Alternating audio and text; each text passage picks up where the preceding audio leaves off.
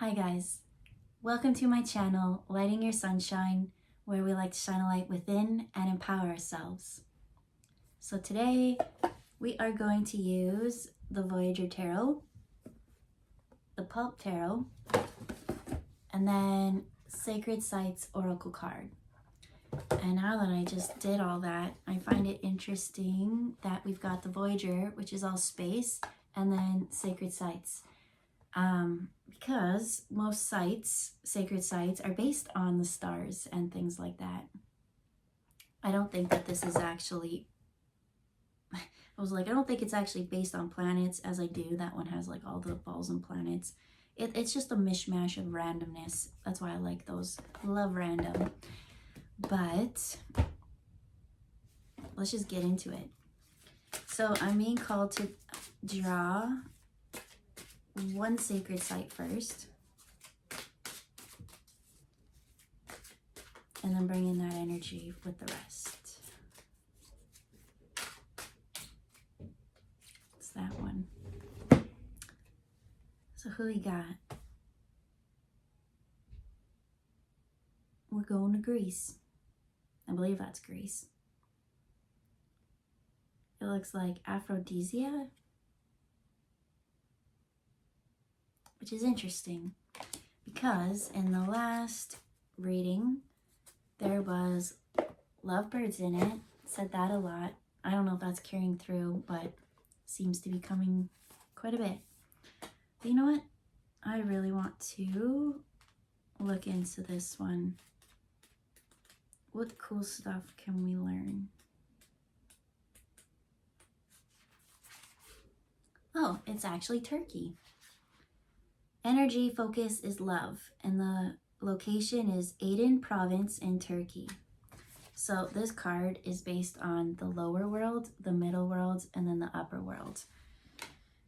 So let's just skim. But that is Aphrodite, and she is Greek, so there is a bit of Greek as well. But the building is in Greece. So the lower world, I mostly want to see about the doves. Named after the Greek goddess Aphrodite. It's dedicated to love, passion, and beauty. The swans on the card gaze lovingly at each other. They represent the desire to bind people together in love. Enter the world of romance with the petal of the white rose. Means returning to Venus. See? Venus. Blah, blah, blah, blah. Doesn't matter, all that stuff. The middle world, this sacred site has always been dedicated to love. The Assyrians worshipped the god Ishtar. Here and later the Anatolians dedicated it to their goddess Sibyl. Whatever the presiding goddess, pilgrims have sought love of the divine and others and themselves.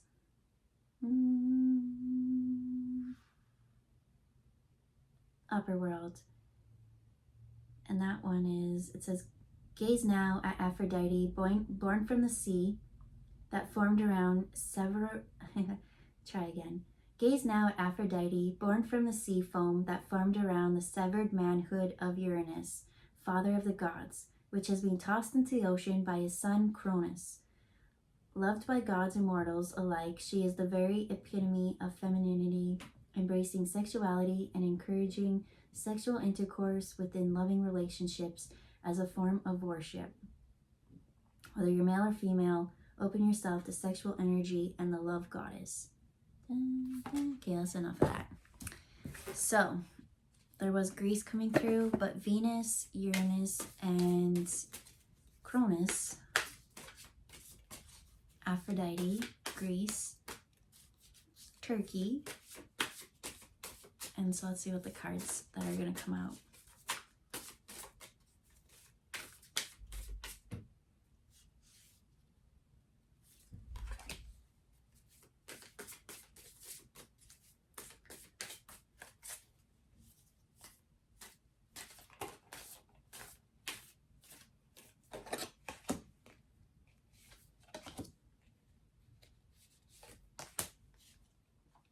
Damn. Okay. What is going on in this story? Okay, so the very first thing that came out, let's put this up here, is we got the death card. with the star in reverse. And with that, those came out together. So what I heard was, especially with the star, with the stars, I'm seeing almost like the planets and things. It was like the star in the upright is a very positive card, but in the reverse, I'm hearing it's like, it almost is like the Aquarius card, almost like Temperance. Well, Aquarius is the star, and Aquarius is the water bearer. And so with that in reverse, I almost saw like the flow or the water pouring to earth. And so that would be like light or consciousness being poured to earth. And with the death card is being like cut off from the source. And from there, we got the Queen of Wands.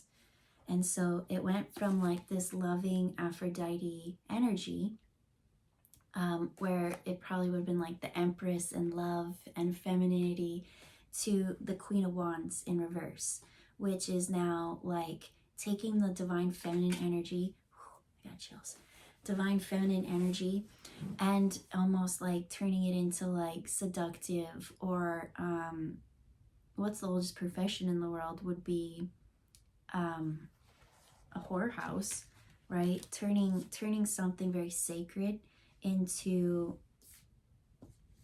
well, I'm seeing like trying to control it, like you're mine, or this is bad. Yeah. So from there, we have the Eight of Cups, which would be walking away, but it was in reverse. So it's like taking something and controlling it. So here we've got Five of Pentacles, and then we had, not that one yet. So we have the Eight of Cups in reverse and the Five of Pentacles. So what I just said was about taking the divine feminine, and who's coming through mostly in that, like Mary Magdalene. Whenever you hear about Mary Magdalene, she was Jesus's counterpart, right? The equal match. They were a bond. But the books all took her and made her into this conniving whore who had other intentions, right? She was there to manipulate and seduce and pull him away, I got the Chariot as I said that, from his divine purpose. But in truth and reality she was a divine feminine. She was just equally as yoked. She had the Aphrodite divine feminine. She was like the Venus energy. As that one said, Ishtar, and that could even be like Isis. Like, so taking that, and with the money, okay, so we had Eight of Pentacles would be like walking away. I feel like that's keeping it trapped. And now we have Five of Pentacles, where now taking that and making it be a job, right? So adding that taint to it.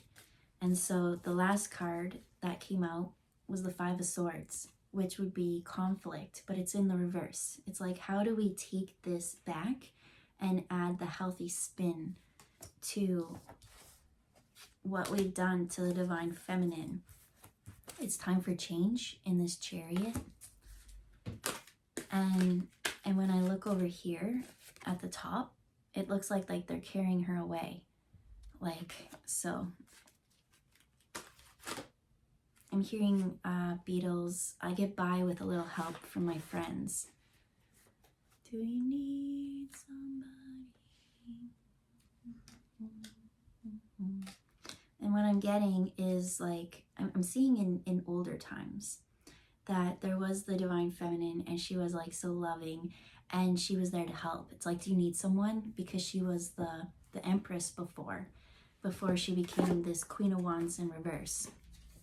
There's a scorning that happened. People viewed her as almost, I'm seeing the black cat, as a witch, as something negative. They just say, read the history books, you know. And so what do we got here? We got the Chariot with the Ace of Crystals and the Six of Cups. So this one was brilliance, and then that brilliance turned into sorrow. So just let's see here. What do you want to share with this? I feel it in my back. I feel weird. I feel sad. I feel that sorrow, but I almost feel like a lifting of it. And now I see the divine feminine has been shackled and chained and put into these situations and used as a object rather than being contributed as an equal. And so now I'm seeing like energy. Yeah. I pulled 7 of crystals with dullness, but it was in reverse. And so it's like we took this star, we took this energy of bringing consciousness, this life-giving gift from above, golden energy.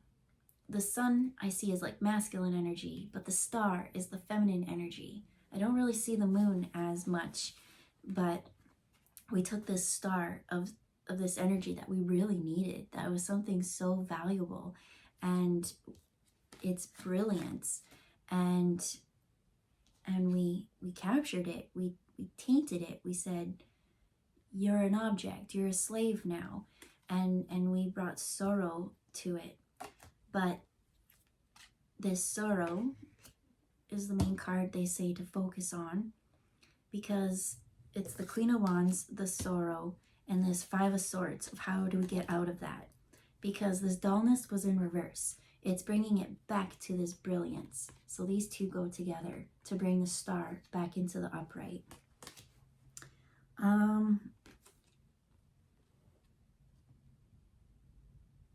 So first thing,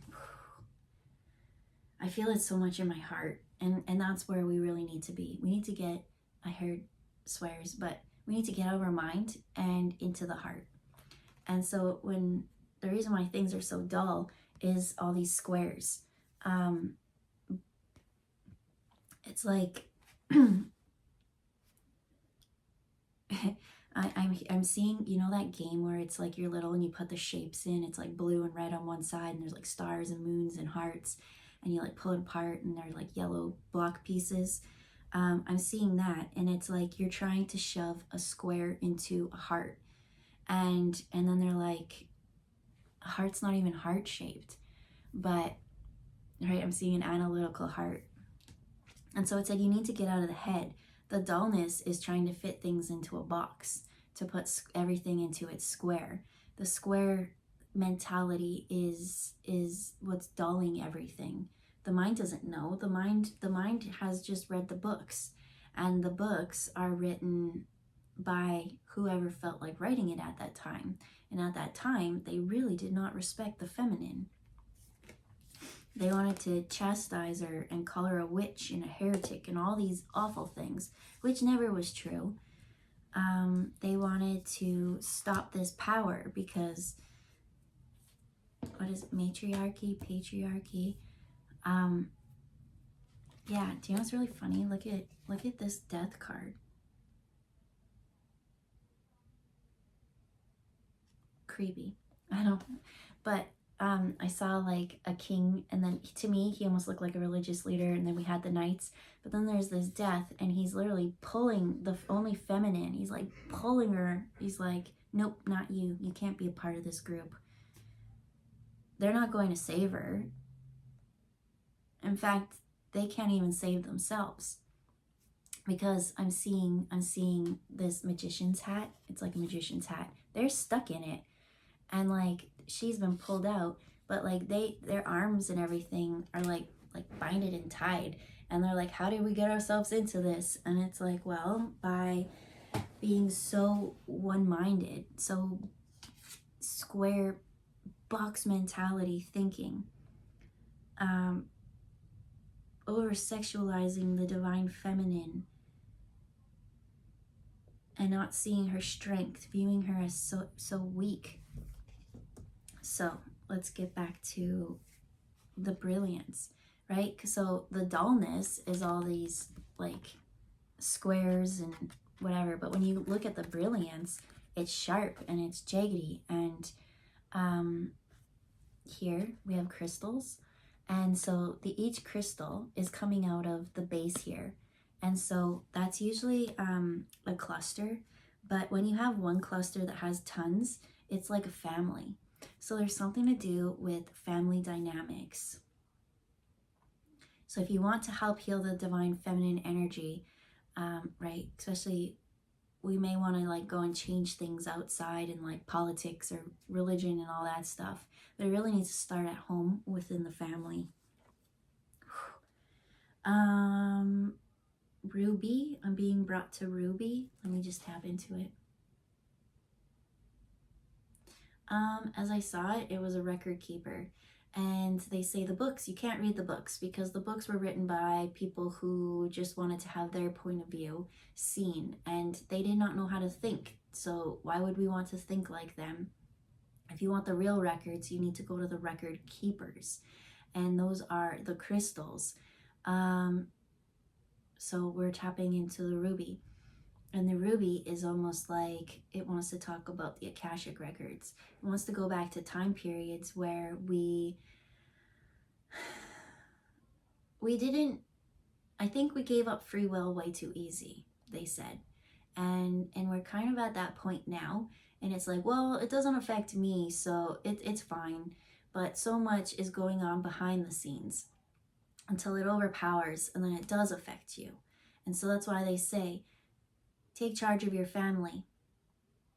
Be equal within the family. Love and respect everyone. Because if one person has a fear or a hurt or a ill will, it will poison everything and grow.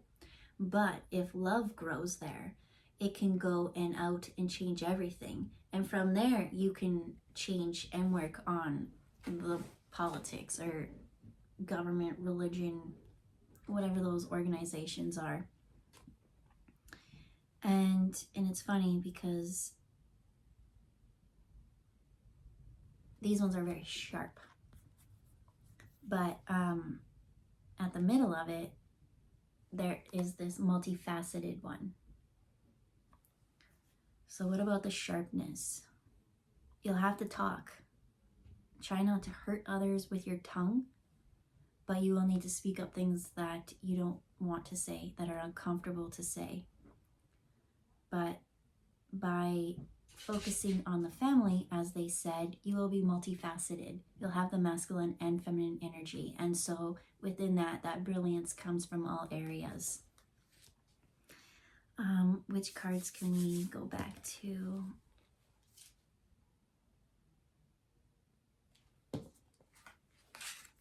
The Five of Pentacles and the Five of Swords. What do you want to say about this? So the Five of Pentacles is when we made the divine feminine be a job. We took a lot of what they wanted to do, being the Empress, and we made them be, well, in the past, harems and things like that. But in the modern day, it's like we kept them at home. We're like, no, you just stay home and you just take care of everything. There she is with the baby. And so we kind of took away her dependence. And when you look in the background, there's like religion and all these other things. It's like we took her out of those roles and we said, no, you just stay home and you just raise kids, which the divine feminine does wonderfully. It is part of the family, but I'm seeing the masculine kind of go out and be like, it's traditional roles, but it's not the original traditional roles. Divine feminine, you have a lot to offer. You are the star. And so you need to shine bright like a diamond. So once we stop making the divine feminine work in ways that's not best utilized for her energy,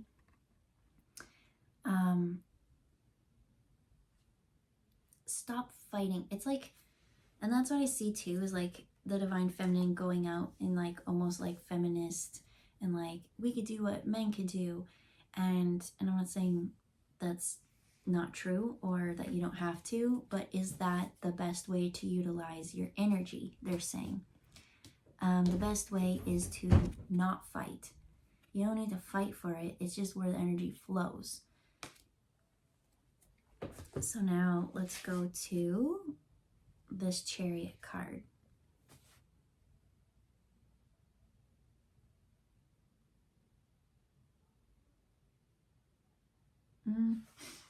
So the main thing that it brought me to like past events. It brought it to like the moon landing for some reason. What does the moon have to do with all this? The moon, well, in tarot, the moon is illusions. And the moon landing itself, a lot of people doubt and fight if it ever even happened. There's just some evidence that has kept them not quite fully believing. So we're going to take the moon as illusion here. As I said, I take the sun as masculine. I take the star as the feminine energy. And the moon here is illusion. And so from there, I went to the moon landing, and then it brought me into this one here. And this one was kind of like, almost like, obviously I'm going to go to Egypt first. It was like Egyptian hieroglyphics, but it's in fact Greek. It goes with Aphrodite.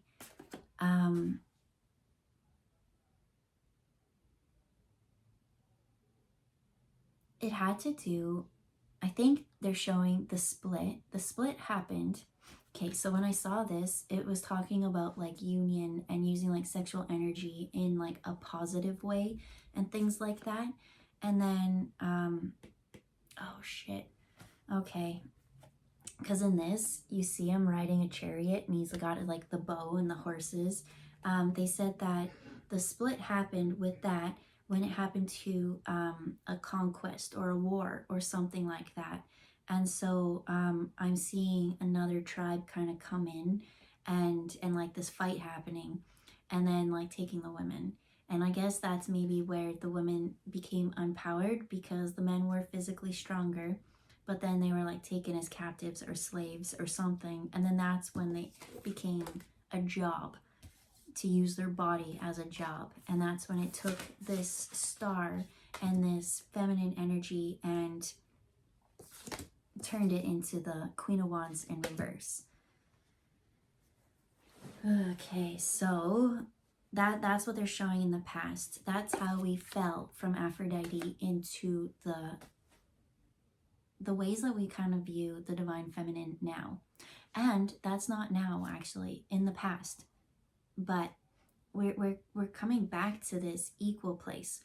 We're coming back to the point where we allow the wild woman part of us to come out, as well as that nurturing one, because it's almost like that happened. They got taken, they got put into sex slave jobs or something like that, and then, you know, came like not quite right to be like that, so then they became roles in the family, and then they became just the caregivers. But women are healers. Women are out there doing things, right? They're the bringing that consciousness as well.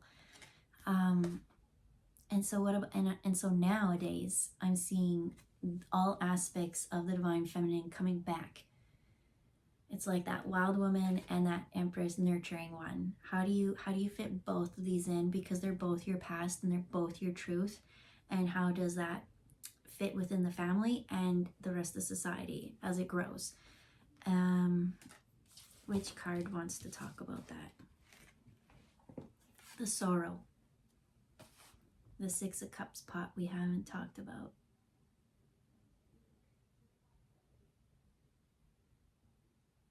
So, as the star, as she has those jugs, I'm seeing there's the jug. And as it's tipped or spilled, we're seeing flowers. And so I am seeing flowers, as it said here, the white rose. These ones aren't quite white, but they're a little bit more pink. They said tainted earlier. I don't want to say that these ones are tainted, but it's like there is a little bit of that dark feminine of, right, it's not pure, it's not back to the way things used to be, it's how things are now. And so I see these flowers as like sexuality, or what about this though? So it's like viewing love and sex and relationships in a different light. I feel like, I was gonna say, I feel like most people do already now, but they're like, no, we still have put people into roles that they're not meant to be in. So what about this? I mostly keep being brought to here at this night scene and just like void. And it's just like nothing there. It's like barren. And so, oh, they're saying that the divine feminine is becoming more and more barren because of the energies. They're not quite as fertile, they say, because energetically we've tied their souls up to be and do things that they're not meant to be. That's not who they are. We're mean to them. That's where the sorrow comes from. We need to listen to them.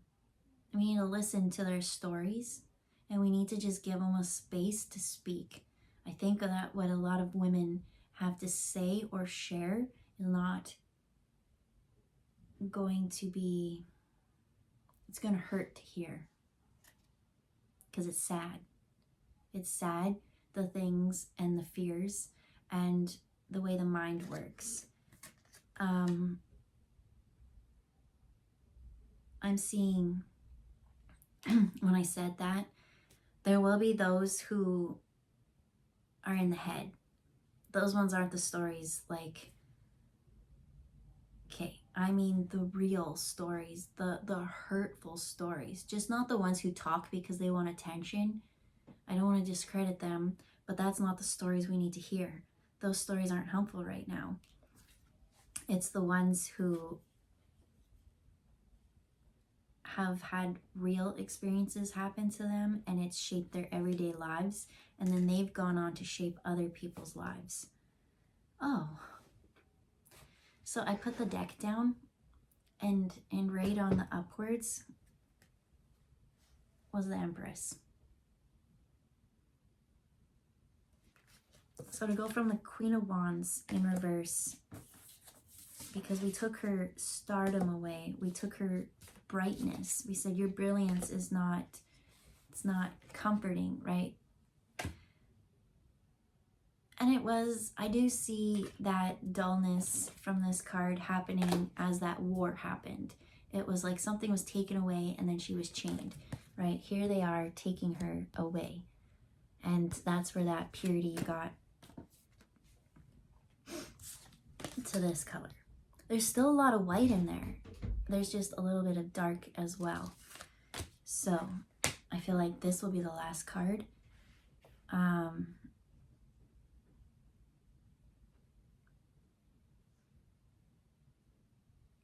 Well, as I said, in this one, I felt like it was Egyptian hieroglyphics. Well, there's an Egyptian goddess.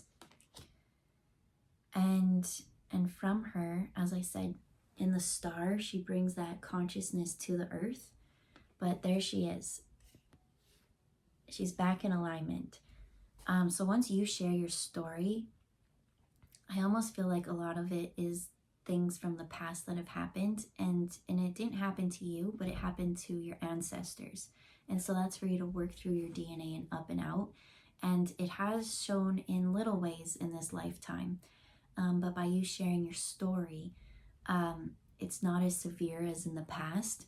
So the way to heal is to share, is to bring it back, to spill the tea. And by that, that's you getting back your crowning, your connection, the purity to source. Because I do feel like it's been chopped from source and been taken away, and almost like told, you don't know,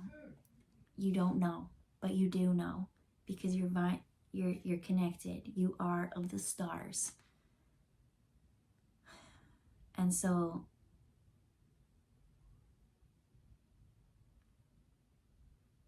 there'll be, okay, I'm being brought to the dove and then the red moon. And so this, I'm seeing it as feminine cycles. And so whereas before you were in cycles that were told that you were supposed to stay home and only raise children, and that's all, that's all that the women were good for, something within the bodies and the cycles is going to change or heal. Because in this card, it was talking about being barren, but in this card, I'm seeing plenty of growth. There's something to change, and it happens with the divine feminine sharing their stories and in allowing her a seat at the consciousness of evolving us back to this real divine connection. Am I missing anything? Because this is, I feel like this reading is out of my depths, because how can I speak about the past and all of divine feminine energy? But it starts with you, they say, and you owning your body. Nobody else owns your body. And you're allowed to live and share your heart however you want to. I see growth, I see healing, and I see the divine feminine having a place at the table and not just being a baby factory. Healing the sorrow and the dullness and bringing back the brilliance to the star. And once that happens, it will go from Queen of Wands, like witch, heretic, I don't know, whatever we've just called women, back to the Queen of Wands in the upright, which is like excited and passionate and, you know, all those things. And so when she has that energy, that's when it will be whole again. There'll be new growth. There'll be new blossoms. So we'll leave it there. Have a good day, and we'll see you next time. Bye, guys. I know.